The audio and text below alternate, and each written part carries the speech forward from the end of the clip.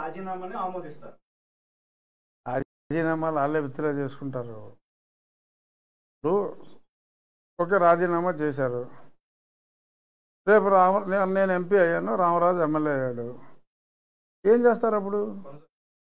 అదే అవుద్ది, నేను వచ్చినా అదే అవుద్ది. సహకరిస్తారా లేదా? ఎవరు సహకరిస్తారు? ఎవరు సహకరిస్తారు? ఒకవేళ ఎమ్మెల్యేగా పోటీ చేస్తే వాళ్ళు కొనసాగిస్తారా, లేదంటే కనుక వాళ్ళే కొనసాగుతారు, కొత్త వాళ్ళు ఎందుకు? సపోర్ట్ చేశారు కదా అని చెప్పి. అబ్బే రామరాజే నాతో తిరుగుతాడు, నేను ఎంపీ అయితే నేను రామరాజుతో తిరుగుతా, దానికే ఉంది ఇందులో. అది డిస్కషనే రాదు. ఇప్పుడు వాళ్ళు సంతకం ఎందుకు పెట్టాల్సి వచ్చింది?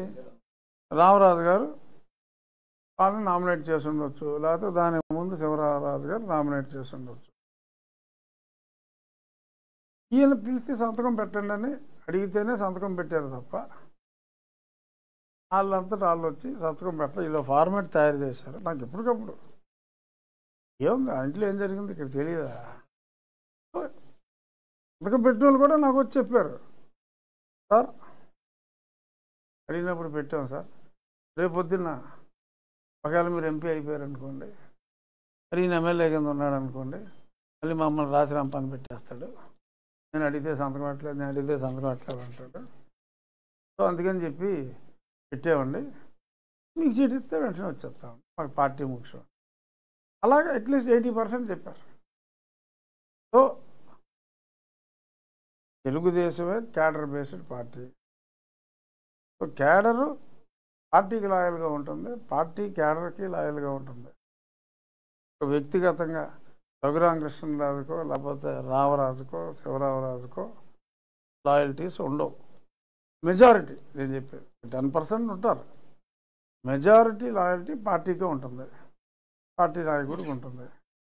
సో కాబట్టి అన్లెస్ వాళ్ళంతటా వాళ్ళు నేను యాక్సెప్ట్ చేయకపోయినా చేయాల్సిందే అని చెప్పి మళ్ళీ నిరాహార దీక్షలు చేశారనుకో, అది యాక్సెప్ట్ చేయడం కోసం మళ్ళీ చలాన్లు ఇచ్చేదాకా ఎందుకు బాబు యాక్సెప్ట్ చేశాను రా బాబు అని చెప్పొచ్చు, అంతే తప్ప కార్యకర్తలే ఇంపార్టెంట్ ఈ పార్టీకి. సో రామరాజు గారు ఎమ్మెల్యే అయితే నేను ఆయనకి తిరుగుతాను, నేను ఎమ్మెల్యే అయితే రామరాజు గారు కూడా నాతోటే తిరుగుతారు. ఏదో పాప ఆయన కడుపు పండింది, ఏదో 4 మాటలు అనేసాడు, ఏముంది మనసులో ఏం పెట్టుకుంటాం, ఏదో అనేసానులేండి సారీ అన్నాడు అనుకోండి సంతోషం, అనలేదనుకోండి ఏదో మనమే సర్దుకుంటాం, నీకు అనాలన్నా అనలేకపోతున్నామా అని చెప్పి అనేస్తాం మనమే.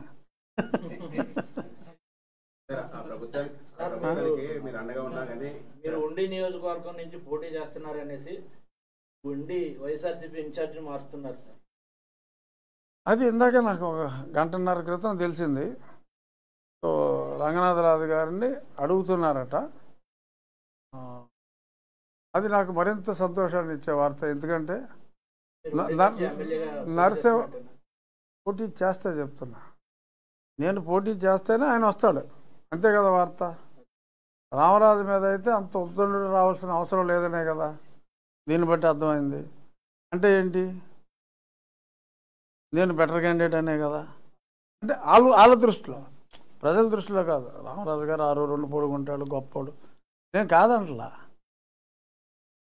వైసీపీ దృష్టిలో చెప్తున్నా. వైసీపీ దృష్టిలో నేను క్యాండిడేట్ అయితే బాగా స్ట్రాంగ్ క్యాండిడేట్ని పెట్టాలి, మాజీ మంత్రి అని చెప్పి మీరే అన్నారు. మీరంటేనే కదా నేను సమాధానం చెప్పేది.